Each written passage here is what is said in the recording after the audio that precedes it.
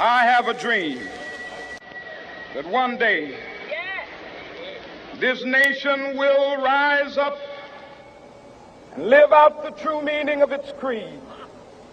We hold these truths to be self-evident that all men are created. ታሪክን የሚሰሩ ሰዎች አሉ።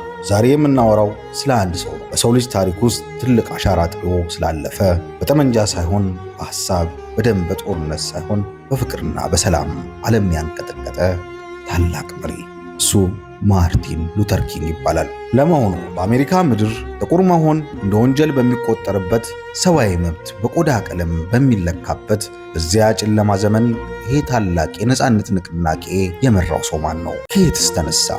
ዛሬ በዚህ ቪዲዮ ማርቲን ሉተር ኪንግ ወደ ታጋይነት ስለቀየረው አስገራሚ ታሪክ ክስተት እናያለን። ስለ ልዩ የትግል ስልቱ፣ ስላጋጠሙት ከባድ ፈተናዎችና ስለ መጨረሻው አሳዛኝ ህልፈቱም በዝርዝር እንቃኛለን። እስከ መጨረሻው አብራችሁ ቆዩ፣ ታተርፉበታላችሁ። I have a dream that one day on the red hills of Georgia the sons of former slaves ታሪካችን የሚጀምረው በደቡብ የአሜሪካ ግዛት በአትላንታ ጆርጂያ ነው።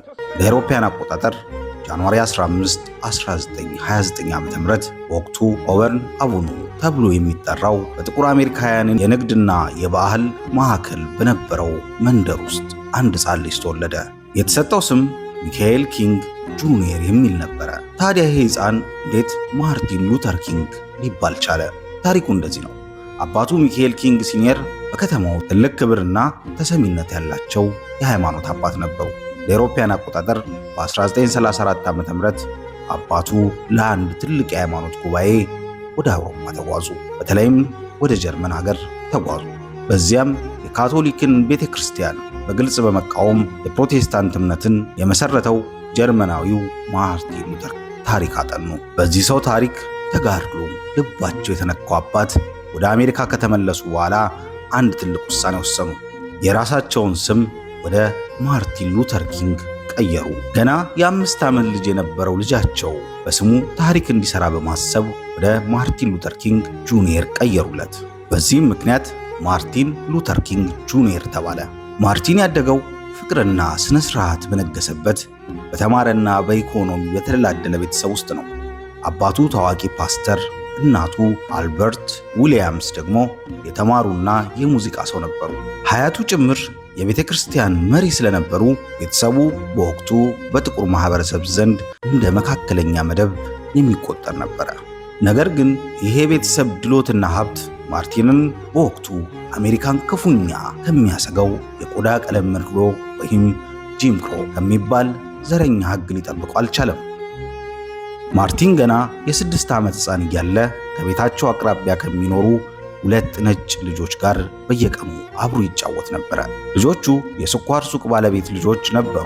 ነገር ግን ልጆቹ 6 ዓመት ሞልቷቸው ትምህርት ቤት መግባት ሲጀምሩ ማርቲን ወደ ጥቁሮቹ ትምህርት ቤት፣ እነሱ ደግሞ ወደ ነጮቹ ትምህርት ቤት ተመደቡ። አንድ ቀን ማርቲን እንደልማዱ በጓደኞቹ ጋር ለመጫወት ወደ ቤታቸው ሲሄድ የልጆቹ ወላጆች በሩ ላይ አገዱት። በሩን እየዘጉበትም እንዲህ አሉት፣ ከእንግዲህ በኋላ ልጆቻችን ካንተ ጋር እንዲጫወቱ አንፈልግም፣ ምክንያቱም አንተ ጥቁር ነህ አሉት። ሕፃኑ ማርቲን ግራ ተጋባ። ጥቁር መሆን ማለት ምን ማለት ነው? ጥቁር መሆን ወንጀል ነው እያለ እያለቀሰ ወደ ቤቱ ሮጠ። ልቡ ክፉኛ ቆስሎ ነበረ። እናቱ አልበርት ልጇ እያለቀሰ ወደ ቤት ሲመጣ በጉልበቷ ተንበርክካ አቀፈችው። እናም የዘረኝነትን ታሪክና ባርነትን በዝርዝር ተረከችለት። ነገር ግን ለማርቲን ከትረካ ውስጥ የማይረሳ ይሄ የእናቱ ታሪክ አረፍተ ነገር በአይምሮ ውስጥ ቀረ። እንደዚህ አለችው፣ ማርቲን ይሄ በውጭ ያለው ዓለም ምንም ቢላ አትስማ፣ አንተ ግን በውስጥ አንተ ከማንም እንደማታንስና እግዚአብሔር የፈጠረ ክቡር ፍጡር መሆንህን መቼም እንዳትረሳ ስትል ነገረችው። ይሄ የእናቱ ምክር በማርቲን ውስጥ የእልህና የጥላቻ ሳይሆን የክብርና የማንነት ስሜት ዘራበት። ማርቲን ስለ መብት መከራከር የተማረው ከእናቱ ብቻ ሳይሆን ዳዲ ኪንግ ከሚላቸው ከአባቱ ጭምር ነው። አባቱ ለዘረኝነት ፈጽሞ የማይበገሩ ሰው ነበሩ። አንድ ቀን አባቱ ማርቲንን ይዘው አንድ የነጭ ጫማ ሱቅ ይገባሉ። ሱቅ ውስጥ የነበረው ነጭ ሰራተኛ አባቱን እዚህ ፊት ለፊት ባለው ወንበር ላይ ተቀምጣችሁ መስተናገድ አትችሉም፣ ጥቁሮች ወደ ኋላ ሄዳችሁ ተቀመጡ አላቸው። የማርቲን አባት ግን በቁጣ ተሞልተው እንዲህ አሉት፣ ጫማ የምገዛው እዚህ ፊት ለፊት ተቀምጬ ከሆነ ብቻ ነው፣ ካልሆነ ግን ሳንቲሜን ለእናንተ አልሰጥም አሉ። ከዚያ የሕፃኑ የማርቲንን እጅ ይዘው ሱቁን ጥለው ወጡ። በመንገድ ላይ እየተጓዙ ሳለም ልጃቸው ማርቲን እያዩ ይህንን ስርዓት እስከ ሞት ድረስ እቃወመዋለሁ፣ አንተም እንዳትገዛለት አሉት። በዚህ መሃል ያደገው ማርቲን ሉተር ኪንግ በትምህርት እጅግ በጣም ንቁና ጎበዝ ተማሪ ነበረ። የማንበብ የመናገር ብቃቱ ከእድሜው በላይ ነበረ። በትምህርት መብረቅ በመሆኑ የ9ና የ12ን ክፍል ፈተናዎች ዘሎ ነበረ። ገና በ15 ዓመቱ ሞራውስ ኮሌጅ የተባለውን ታዋቂ የጥቁሮች ዩኒቨርሲቲ ተቀላቀለ። በኮሌጁ ቆይታው መጀመሪያ ላይ ሕግ ወይም ሕክምና ለማጥናት አስቦ ነበረ። ነገር ግን በዩኒቨርሲቲ ውስጥ የነበረው ታዋቂው ዶክተር ቤንጃሚን ሜስ የተባለው መሪ ሃይማኖትን ማህበራዊ ለውጥ ለማምጣት እንዴት መጠቀም እንደሚቻል አሳዩት። በመጨረሻም ማርቲን በሳይኮሎጂ የመጀመሪያ ዲግሪውን አግኝቶ በመቀጠልም በስነ መለኮት የዶክትሬት ዲግሪውን በመስራት ዶክተር ማርቲን ሉተር ኪንግ ለመባል በቃ። አሁን መሳሪያው ዕውቀትና ሐሳብ የሆነው ይሄ ወጣት ዓለምን ወደሚቀይርበት ትልቅ መድረክ ለመግባት ዝግጁ ሆኗል።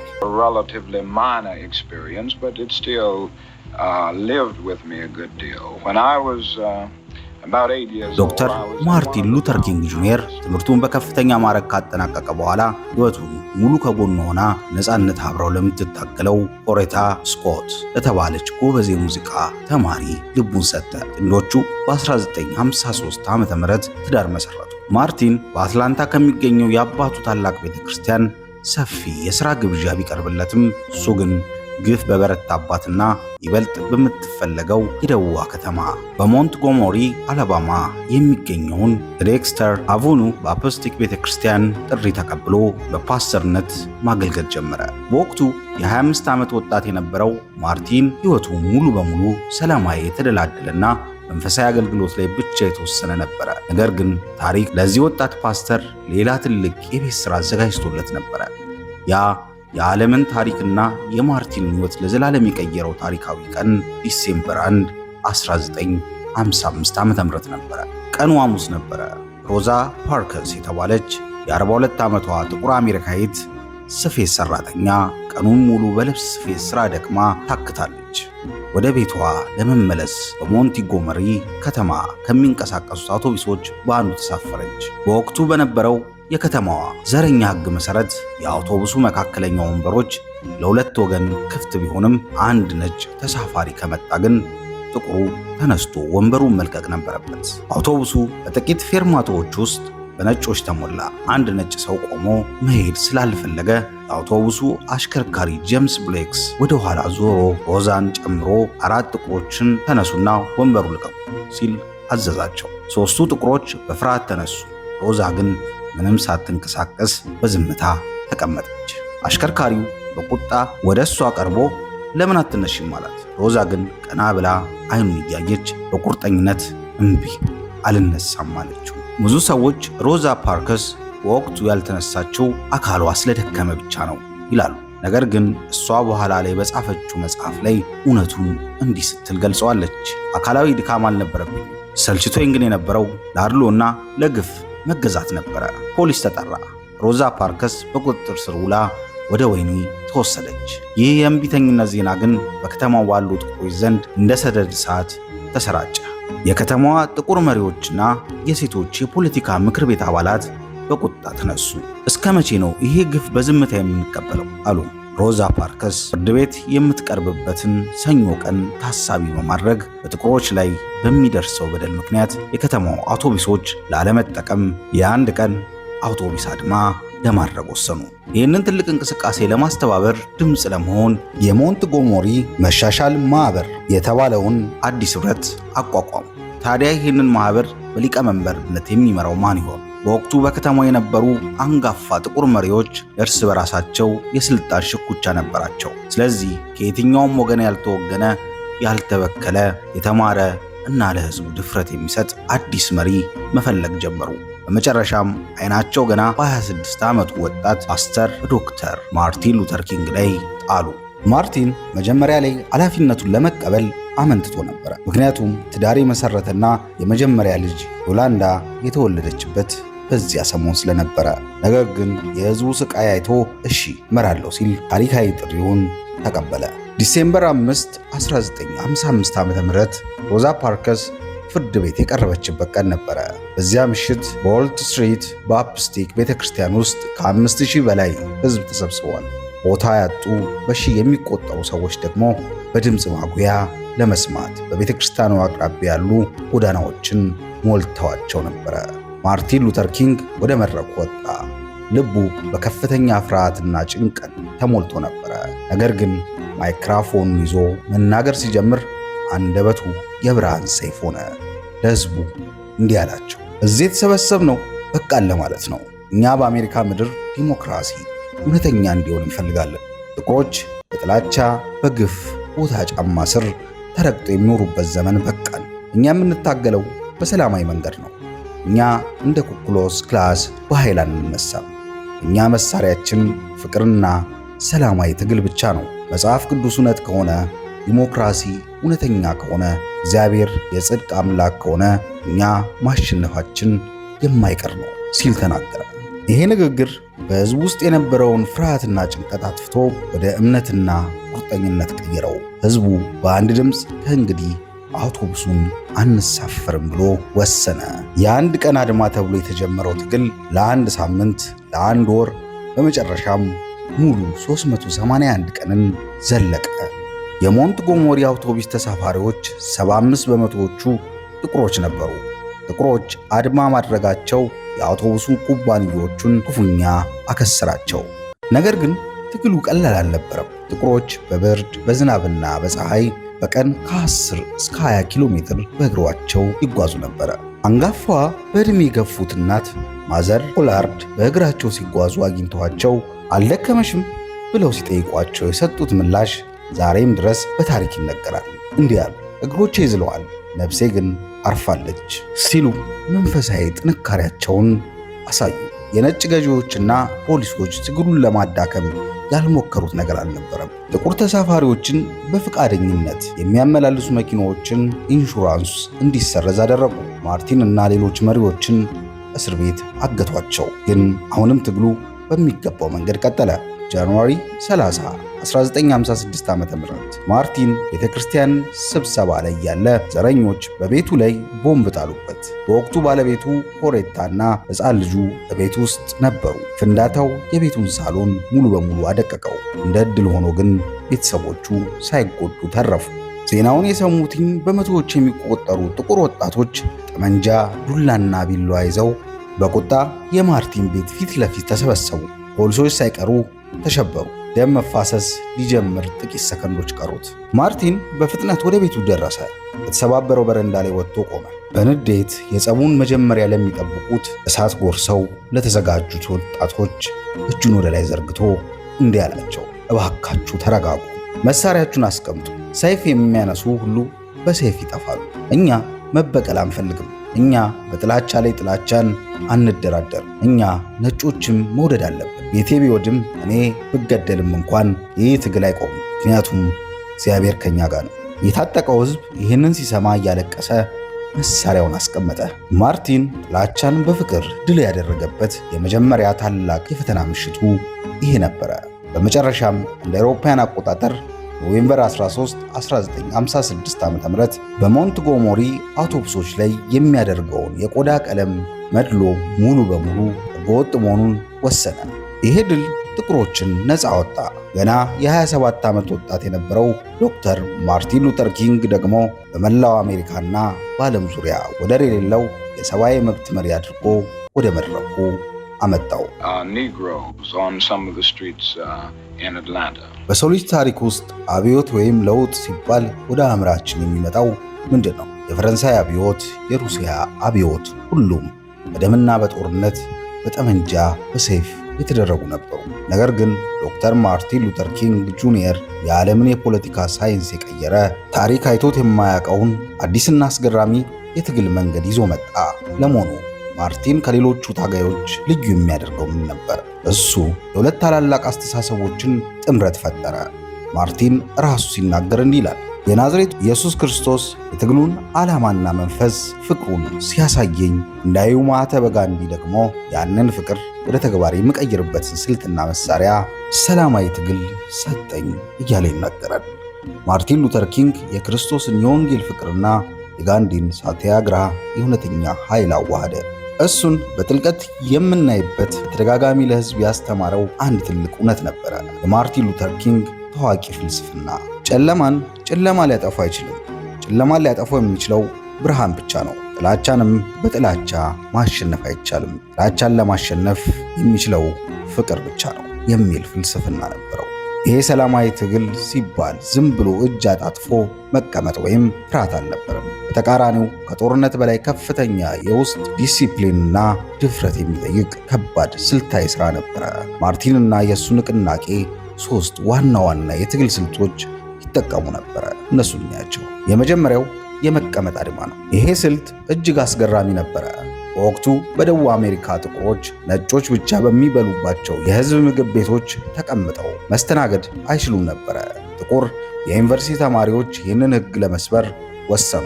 ወደ ሬስቶራንቶች ሄዱና በሰላም ወንበሮቹ ላይ ይቀመጣሉ። ነጮች በቁጣ መጥተው ይሰድቧቸዋል፣ ምራቃቸውን ይተፉባቸዋል፣ ትኩስ ቡና፣ ምግብ ራሳቸው ላይ ያፈሱባቸዋል፣ በቡጢና በዱላ ይደበድቧቸዋል። ነገር ግን እነዚህ ወጣቶች መልሰው አይሳደቡም፣ መልስም አይመልሱም። ከጥቃቱ ለመከላከል እንኳን እጃቸውን አያነሱም። ይህንን ለማድረግ ወጣቶቹ ከመሰማራታቸው በፊት የሥነ ልቦና ሥልጠና ያገኛሉ።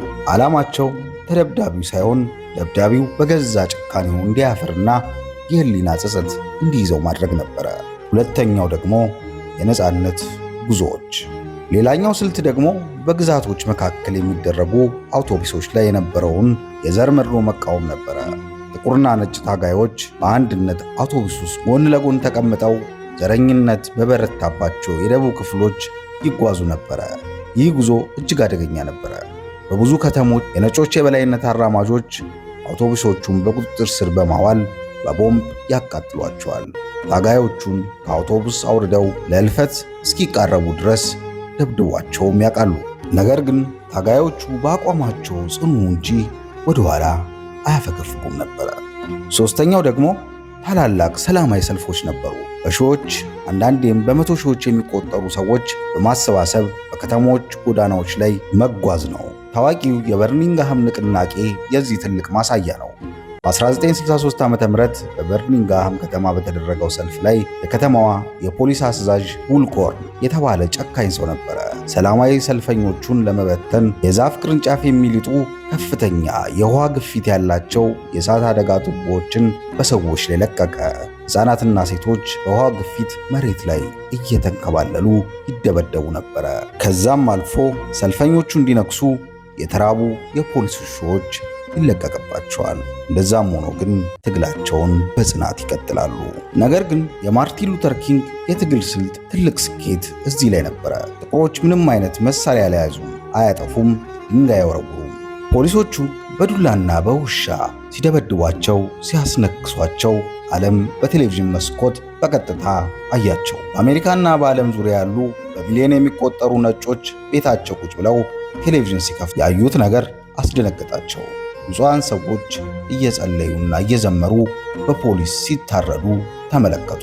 ይህ ክስተት የነጮችን ልብ ሰበረው። የትኛው ወገን አውሬ፣ የትኛው ወገን ደግሞ ሰዋይ እንደሆነ ለዓለም በግልጽ ታየ።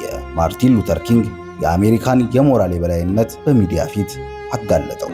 ይሄ አስገራሚ የትግል መንገድ ለመምራት ግን ማርቲን የከፈለው ዋጋ እጅግ የከበደ ነበረ። በሕይወቱ ዘመን ከ29 ጊዜ በላይ ወደ እስር ቤት ተወርውሯል። በ1958 ዓ.ም ደግሞ በባሃርለም ኒውዮርክ መጽሐፍ እየፈረመ ሳለ ኢዞላ ካሪ የተባለች አእምሮዋ የተናጋ ጥቁር ሴት በሹል የብረት ብዕር ደረቱን ወጋችው። ብረቱ ልቡ አጠገብ ካለው የውሃና የደም ስር ጋር ታኮ ቆመ። ዶክተሮቹ ማርቲንን እንዲህ አሉት፣ በወቅቱ በጥቂት እንኳን ብታስነጥስ ኖሮ የደም ስር ተቀዶ ወዲያውኑ ትሞት ነበር አሉት። ማርቲን ግን በኋላ ላይ ባደረገው ንግግር በወቅቱ ባስነጥስ ኖሮ በ1960ዎቹ የታዩትኝ የነጻነት ጨረቃዎችን ሳላይ እሞት ነበረ፣ ስላላስነጠሱ እግዚአብሔር ይመስገን ሲል ተናገረ። የዶክተር ማርቲን ሉተር ኪንግ ሰላማዊ የትግል ስልትና የሞራል የበላይነት የአሜሪካን ደቡባዊ ግዛት አልፎ መላ ሀገሪቱን ማነቃቃት ጀመረ። የእርሱ ተቀባይነት በጥቁር ማህበረሰብ ዘንድ ብቻ የተወሰነ አልነበረም። የነጮች ግፍና ጭቆና አንገሽግሿቸው የነበሩ የዩኒቨርሲቲ ተማሪዎች፣ ታዋቂ የኪነ ጥበብ ሰዎች፣ የሃይማኖት አባቶችና ፖለቲከኞች ሳይቀሩ ማርቲንን እንደ አዲስ ተስፋ መመልከት ጀመሩ። የማርቲን ንግግሮች ተራ የፖለቲካ መፎክሮች አልነበሩም። እያንዳንዱ ቃላት ልክ እንደ ትንቢት ነጋሪ የሰውን ሕሊና የሚበሱ ፍቅርንና ሰብአዊነትን የሚሰብኩ ነበሩ። እናም ይሄ ሕዝባዊ ማዕበል በሰው ልጅ ታሪክ ውስጥ ወደማይረሳው ትልቅ የታሪክ ምዕራፍ አመራ። ቀኑ እንደ አውሮፓውያን አቆጣጠር ኦገስት 28 1963 ዓ.ም ነው። ቦታው የነጻነት አዋጁ በፈረመው በአብርሃም ሊንከን መታሰቢያ ፊት ለፊት በዋሽንግተን ዲሲ ነው። ከሩብ ሚሊዮን በላይ የሚሆኑ ሕዝብ ከመላው አሜሪካ ተመዋል። ሊንከን መታሰቢያ ሞልተውታል። ከነዚህ ውስጥ ከ60 ሺህ በላይ የሚሆኑት ነጮች ነበሩ። ዓለም በጉጉት ወደዚህ መድረክ ተመለከተች። ማርቲን ወደ መድረኩ መጣ። መጀመሪያ ላይ የተዘጋጀውን ወረቀት እያነበበ ነበረ። ነገር ግን በንግግሩ መሃል በጀርባ የነበረችው ታዋቂዋ የጥቁር አሜሪካውያን የዜማ ንግሥት ማህሊያን ጃክሰን ማርቲን ስለ ህልም ንገራቸው ስትል ጮኸች። ማርቲን የተዘጋጀለትን ጽሑፍ ወደ ጎን አደረገው። ማይክሮፎኑን ጨበጠና በቀጥታ ከልቡ መናገር ጀመረ። ያኔ ነው ዓለምን ለዘላለም የለወጠውና በታሪክ ውስጥ በወርቅ ቀለም የተጻፈው እኔ ህልም አለኝ I have a dream የተሰኘውን ታላቅ ንግግር ያፈሰሰው። እኔ ህልም አለኝ አለ ማርቲን ሉተር ኪንግ። አንድ ቀን 4 ትናንሽ ልጆቼ በቆዳ ቀለማቸው ሳይሆን በባህሪያቸውና በማንነታቸው ጥራት ብቻ የሚመዘኑባት ሀገር ውስጥ እንደሚኖሩ ዛሬ እኔ ህልም አለኝ። አንድ ቀን በቀድሞቹ ባሪያዎች ልጆችና በቀድሞቹ የባሪያ አዛዥ ልጆች በአንድነት በወንድማማችነት ማዕድ ዙሪያ አብረው የሚቀመጡበት ቀን እንደሚመጣ ህልም አለኝ ሲል ንግግሩን አደረገ። My poor little children will one day live in a nation where they will not be judged by the color of their skin but by the content of their character. I have a dream today. ይህ ንግግርና የሰላማዊ ትግሉ ማዕበል የአሜሪካን መንግስት ነጩ ማህበረሰብን አስገደደው። ማርቲን ሉተር ኪንግ እና ንቅናቄው በቃላት ብቻ ሳይሆን በተግባር የሚታዩ 3 ታላላቅ ድሎችን ለዓለም አበረከተ። የመጀመሪያው የሲቪል መብቶች አዋጅ ነው። በ1964 ዓ.ም ይህ ሕግ ለአሜሪካ ጥቁሮች ትልቅ ትንሣኤ ነበረ። እስከዚያች ቀን ድረስ በጥቁሮች ላይ ይደርስ የነበረውን የመድሎ ሕግ ሙሉ በሙሉ ሽባ አደረገው። በቆዳ ቀለም፣ በዘር፣ በሃይማኖት ወይም በዜግነት ምክንያት በማንኛውም የህዝብ ቦታ፣ ሆቴሎች፣ ሬስቶራንቶች፣ ትምህርት ቤቶችና የሥራ ቦታዎች ሰዎችን መለየት፣ ማግለል በሕግ ፈጽሞ የተከለከለ ወንጀል እንዲሆን ተደረገ። ሁለተኛው የኖቤል ሰላም ሽልማት ነው። እንደ አውሮፓውያን አቆጣጠር በ1964 ዓ.ም የኦስሎ የሽልማት ኮሚቴ ማርቲን ሉተር ኪንግን በጥቁሮች ላይ የሚፈጸመውን ዘረኝነት ያለምንም ሙካታና በሰላም መንገድ ለመታገል ላሳየው ቁርጠኝነት የኖቤል የሰላም ሽልማት አበረከተለት። በወቅቱ ገና የ35 ዓመት ወጣት የነበረው ማርቲን በታሪክ የኖቤል የሰላም ሽልማትን በማሸነፍ ታናሹ ሰው ለመሆን በቃ። ማርቲን የተሰጠውን የሽልማት ገንዘብ $54 ሚሊዮን ሙሉ በሙሉ ለሲቪል መብቶች ንቅናቄ ፈንድ አበረከተ። በሶስተኝነት የሚጠቀሰው ደግሞ የመምረጥ መብት አዋጅ ነው። እስከ 1965 ድረስ በደቡብ አሜሪካ የሚኖሩ ጥቁሮች ለመምረጥ ሲሄዱ የተለያዩ ከባድ የጽሑፍ ፈተናዎችን፣ የገንዘብ ክፍያ ይጠየቁ ነበረ። ዓላማው ጥቁሮች እንዳይመርጡ ለማድረግ ነበረ። ማርቲን የመራው እልህ አስጨራሹ የሰላም ጉዞና የከፈለው መስዋዕትነት ይህንን ስርዓት ሰበረው። የ1965ቱ የመምረጥ መብት አዋጅ ጥቁሮች ያለምንም የፊደል ፈተናና ያለምንም ተጽዕኖና ከልካይ እኩል የመምረጥ መብታቸውን በሕግ እንዲጠበቅላቸው አደረገ።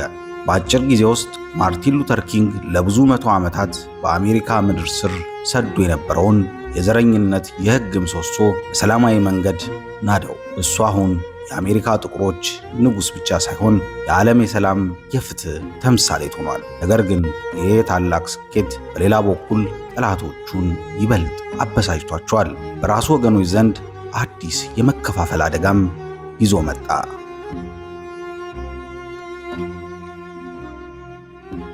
የማርቲን ሉተር ኪንግ ስኬቶችና ዝና በዓለም ዙሪያ ቢናኙም ከታላላቅ ከስኬቶች ጀርባ ግን ጥቁር ጥላዎች ያጠሉበት ከባድ ዘመን ነበረ። ማርቲን በውጭ ካሉ ዘረኞች ጋር ብቻ ሳይሆን በገዛ ወገኖቹ፣ በጥቁር መሪዎች፣ በአሜሪካ መንግስትና በገዛ ራሱ ውስጣዊ ጭንቅ ከባድ የባለብዙ ግንባር ጦርነት ውስጥ ገብቶ ነበረ። ማርቲን ሉተር ኪንግ የገጠመው ትልቁና ታዋቂው ሐሳብ ግጭት ከሌላው ታላቅ የጥቁር መሪ ማልኮም ኤክስ ጋር የነበረው ፍልስፍናዊ ልዩነት ነው። ማልኮም ኤክስ የማርቲንን ሰላማዊ ትግል ፈጽሞ አይቀበልም ነበረ። ነጮች በዱላና በውሻ ሲያጠቁን መልስ አትምታ ብሎ ማስተማር ወንጀል ነው፣ ራሳችንን በማንኛውም አስፈላጊ መንገድ መከላከል አለብን ይል ነበረ። ማልኮም ኤክስ ማርቲንን ፈሪ፣ ለነጮች ያደረና ጥቁሮች ሙሉ መብታቸውን እንዳያገኙ የሚያደርግ ማደንዘዣ አድርጎ በአደባባይ ይነቅፈው ነበረ። ማርቲን በበኩሉ የማልኮም ንግግሮች በጥቁር ማህበረሰብ ውስጥ ጥላቻና ቁጣን ከመዝራት ባለፈ ምንም አይነት ዘላቂ መፍትሄ እንደማያመጣ ያምን ነበረ። እነዚህ ሁለት ታላላቅ መሪዎች በታሪካቸው በአካል የተገናኙትኝ ለአንድ ጊዜና ለአንድ ደቂቃ ብቻ ነበረ። ለአውሮፓውያን አቆጣጠር ማርች 26 1964 ዓ.ም በአሜሪካ ካፕታውን ካፒቶል ሕንፃ ኮሪደር ላይ በድንገተኛ ተገናኝተው እጅ ለእጅ ተጨባብጠው ፈገግ ብሎ ፎቶ ከተነሱ በኋላ መንገዳቸው ለየቅል ሆነ። ምንም እንኳን በኋላ ላይ ማልኮም ወደ ሰላማዊ መንገድ መቃረብ ቢጀምርም ልዩነታቸው ግን ጥቁሩን ማህበረሰብ ለሁለት ከፍሎት ነበረ። ሌላኛው ማርቲንን የገጠመው ችግር ደግሞ የጥቁር ኃይል ብላክ ፓወር መነሳት። ጊዜው እየገፋ ሲሄድ በተለይም በ1960ዎቹ አጋማሽ በሰሜናዊ አሜሪካ ከተሞች የሚኖሩ ወጣት ጥቁሮች በማርቲን ሰላማዊ መንገድ ላይ እምነት ማጣት ጀመሩ። ሕጉ ቢቀየርም ደህንነታቸው የፖሊስ ጭካኔ አልቀነሰም ነበረ። ስቶክሊ ካልማይክል የተባለ ወጣት መሪ ጥቁር ኃይል ወይም ብላክ ፓወር የሚል አዲስ መፎክር ይዞ ወጣ። እንደ ጥቁር ፓንተር ያሉ ድርጅቶች ጠመንጃ ይዘው መከላከያ ማዘጋጀት ጀመሩ። እነዚህ ወጣቶች ማርቲንን ዘመኑ ያለፈበት መሪ እያሉ ይሳለቁበት ጀመር። ማርቲን በሰላማዊ ሰልፍ ላይ እያለ እንኳን የገዛ ወገኖቹ የሆኑትን ጥቁሮች ወጣቶች በቁጣ ድንጋይ ይወረውሩበት ነበር። ማርቲን በሁለት ጥርሶች መካከል እንደገባ ምላስ ሆነ። ሌላኛው ችግር ደግሞ የነበረው የመንግስትና የኤፍቢአይ ሚስጥራዊ ሴራ ነበረ። ይህ በእንዲህ እንዳለ ሌላ ከባድ አደጋ ከአሜሪካ መንግስት መጣ። አሜሪካ የስለላ ድርጅት ኤፍቢአይ መሪ የነበረው ጄ ኤድጋር ሁቨር ማርቲንን በጥልቅ ይጠላው ነበረ። ማርቲን በአሜሪካ ውስጥ በጣም አደገኛና ተጽዕኖ ፈጣሪ ጥቁር ሲል ፈረጀው። ኤፍቢአይ በማርቲን ስልክ ላይ በቢሮ አልፎ ተርፎ በሚያርፍባቸው ሆቴሎች ውስጥ ሁሉ የሚስጥር ድምፅ መቅረጫዎችን አጠመደ። ዓላማው ማርቲንን የሚያጠፋ የግብረ ገብነት ስህተት መፈለግ ነበረ። እንደ አውሮፓውያን አቆጣጠር በ1964 ዓ.ም ኤፍቢአይ ማርቲን በሆቴል ውስጥ ከሌሎች ሴቶች ጋር የነበረውን የሚስጥር ድምፅ ለባለቤቱ ለኮሬታ ስኮት በፖስታ ላከላት። በዛው ፖስታ ውስጥም ማርቲን ራሱን እንዲያጠፋ የሚገደድ ካልሆነ ግን ሚስጥሩ በአደባባይ እንደሚጋለጥ የሚይዘት የማጥፊያ ደብዳቤ በሚስጥር ተካቶ ነበረ። ይህ ክስተት በማርቲንና ባለቤቱ ላይ ያደረሰው የስነ ልቦና ጫና እጅግ የከበደ ነበረ። ነገር ግን ማርቲንን ፍጹም ብቸኛ ያደረገው ትልቁ ውሳኔ የመጣው ለአውሮፓውያን አቆጣጠር ኤፕሪል 4 1967 በኒውዮርክ ሪቨርሳይድ ቤተክርስቲያን ያደረገው ንግግር ነው። ማርቲን የአሜሪካን መንግስት የቪየትናም ጦርነት በግልጽ ተቃወመ። የአሜሪካ መንግስት በዛሬዋ ዓለም ትልቁ የኃይልና የእውከት ምንጭ ነው ሲል በድፍረት ተናገረ። በጥቁሮች ድሆች ማህበረሰብ የሚገነባው ገንዘብ በጦርነት ላይ ማፍሰሱን አወገዘ። ይህ ንግግር ማርቲንን ውድ ዋጋ አስከፈለው። በዚህም ምክንያት ብዙዎች ደጋፊዎች የነበሩትም ፊታቸውን አዞሩበት። የመጀመሪያው ፕሬዝዳንት ሊንደን ቢን ጆንሰን ፊታቸውን አዞሩበት። የዋይት ሃውስ በርም ተዘጋበት። ታላላቅ የነጮች ጋዜጣዎች እንደ ኒውዮርክ ታይምስ፣ ዋሽንግተን ፖስት ማርቲን ከእንግዲህ የሰላም ሰው አይደለም፣ የሀገር ክህደት ፈጽሟል ሲሉ አወገዙት። በሕይወቱ የመጨረሻ ወራት ላይ ማርቲን ሉተር ኪንግ ፍጹም ብቸኛ፣ በገንዘብ የደቀቀ፣ በከባድ መንፈስ ጭንቀት የተመታ ሰው ሆኖ ነበረ። በየቀኑ በሺዎች የሚቆጠሩ የሞት ዛቻዎች ይደርሱበት ነበረ። እንቅልፍ መተኛት አቅቶት በሐኪም ክትትል ስር ቢሆንም ውስጣዊ እሳቱ ግን አልጠፋም ነበረ። እናም ይሄ ብቸኝነት፣ ጭንቀት ወደ መጨረሻው አሳዛኝ ታሪክ ፍጻሜ በፍጥነት እየገፋው ነበረ። ወደ ታሪካችን ማብቂያ ላይ ደርሰናል። እንደ አውሮፓውያን አቆጣጠር ኤፕሪል 1968 ዓ.ም ነው። ቦታው ደግሞ ሜምፊስ ቴኔሲ። ከተማዋ በጥቁር የቆሻሻ ጽዳት ሰራተኞች አድማ ምክንያት በከፍተኛ ውጥረት ውስጥ ነበረች። ሁለት ጥቁር ሰራተኞች በቆሻሻ መኪና ብልሽት ምክንያት ተጨፍልቀው ከሞቱ በኋላ ማህበረሰቡ እኛም ሰዎች ነን፣ ፍትህ ይገባናል በማለት አደባባይ ወጥተው ነበረ።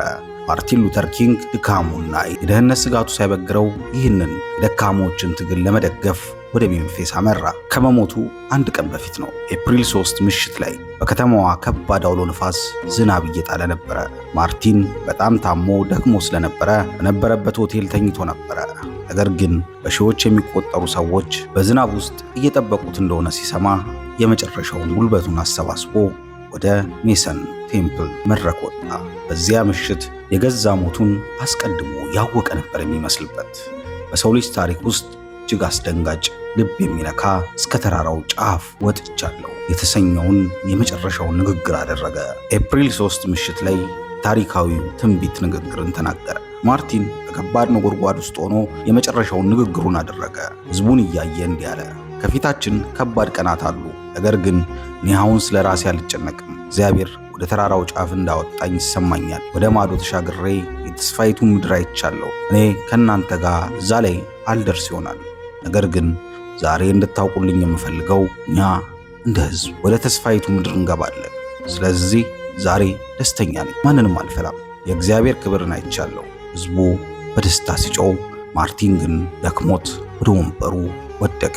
ኤፕሪል 4 ከሰዓት ላይ ማርቲን በሎሬን ሞቴል ክፍል 306 ውስጥ ከጓደኞቹ ጋር አልፏል። ለራት ለመውጣት እየተዘጋጁ ሳለ ማርቲን ጥቁር ሱፍ ለብሶ ነጭ ሸሚዙን አስተካክሎ ወደ በረንዳ ወጣ። ከታች ባለው መኪና አጠገብ ከነበሩት ሙዚቀኞች ጋር እየተቀላለደ ነበረ። ማርቲን በበረንዳው ላይ ቆሞ ለሙዚቀኛው ቤን ብራንች ዛሬ ምሽት በሚኖረን ስብሰባ ላይ ክቡር ጌታዬ ሆይ እጄን ያዘኝ የሚለውን መዝሙር በሚገባ ትጫወትልኛል ብሎ በተናገረበት በሰከንድ ውስጥ በአቅራቢያው ካለ አሮጌ ቤት መስኮት ላይ የተተኮሰ ነጠላ ጥይት ማርቲን በቀኝ ጉንጩ በኩል መታው። ወዲያውኑ በረንዳ ላይ ወደቀ። ወደ ቅዱስ ዮሴፍ ሆስፒታል በአስቸኳይ ተወሰደ። ነገር ግን ዶክተሮቹ ሊያተርፉት አልቻሉ። ገና በ39 ዓመቱ ዶክተር ማርቲን ሉተር ኪንግ በዚህ ዓለም ላይ ሕይወቱ ማለፉን በይፋ ተነገረ። የማርቲን መሞት በመላው አሜሪካ ፍንዳታ ፈጠረ። ከ100 በላይ በሆኑ የአሜሪካ ከተሞች ውስጥ ከባድ ሁከት፣ ቃጠሎና ብጥብጥ ተቀሰቀሰ። የአሜሪካ ጦር ሰራዊት ከተሞቹን ለመቆጣጠር ጎዳናዎቹን መሙላት ነበረበት። ገዳዩ ጄምስ ኤርሌ የተባለ ዘረኛ ነጭ እንደሆነ ታውቆ ከ2 ወራት በኋላ ለንደን ውስጥ ተያዘ። ዘረኞች ማርቲንን በመግደል ህልሙን ያጠፉ መስሏቸዋል። ነገር ግን እነሱ የገደሉትኝ ህልመኛውን እንጂ ህልሙን አልነበረም። ማርቲን ሉተር ኪንግ በ39 ዓመቱ የህይወት ዘመኑ በአሜሪካና በዓለም ታሪክ ውስጥ ፈጽሞ የማይናወጥ መሰረት ጥሎ አለፈ። ዛሬ በአሜሪካ ምድር ጥቁር ፕሬዝዳንት፣ ጥቁር ከፍተኛ ባለስልጣናት፣ ሳይንቲስቶችና ባለሀብቶች መኖራቸው የዚያ የ39 ዓመቱ ወጣት የደም የላብና የሰላም ትግል ውጤት ነው። እሱ ያስተማረን ትልቁ እውነት ግፍን ለማሸነፍ ግፈኛ መሆን እንደማያስፈልግ፣ ፍቅርና እውነት ሁልጊዜ ከጠመንጃ መሳሪያ እንደሚበረቱ ነው። ውድ ተመልካቾቼ ዛሬ የነበረን ልዩ ዝግጅት የዓለምን ታሪክ ስለቀየረው ታላቁ የጥቁር መብት ተሟጋች ስለ ዶክተር ማርቲን ሉተር ኪንግ ጁኒየር የነበረን ታሪክ ይህን ይመስላል። በቀጣይ ፕሮግራም እስከምንገናኝ ቸር ቆዩን።